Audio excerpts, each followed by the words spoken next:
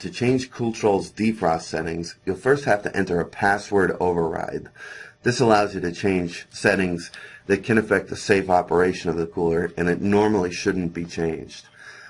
To enter the password override, press the password button, and when the screen says enter password, press password and setup both at the same time. That's buttons 5 and 8.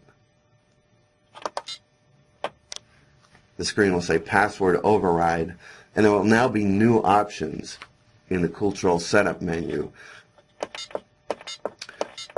We'll press the setup key until we come to the defrost options that we want to change.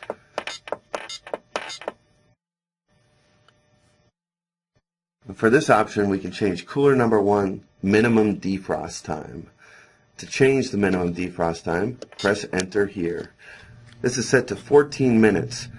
This is the amount of time that CoolTrol will continue to run a defrost after the coil temperature comes above 33 degrees. If we wanted to change that, we can use the up arrow key or the down arrow key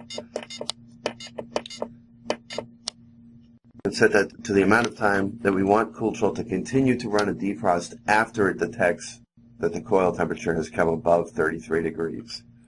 Press enter to save your settings. We can press the setup button again to come to the defrost interval for the cooler that we want to change. Press enter. The defrost interval is the amount of accumulated compressor runtime between defrosts. The default is 2.6 hours, which means that CoolTrol, after every 2.6 hours that it has been calling for cooling, will start a defrost. If we wanted to add more defrosts, we could lower that time with the down arrow key and set CoolTrol, for example, to run a defrost after every 1.8 hours of accumulated compressor runtime. And press enter to save your settings.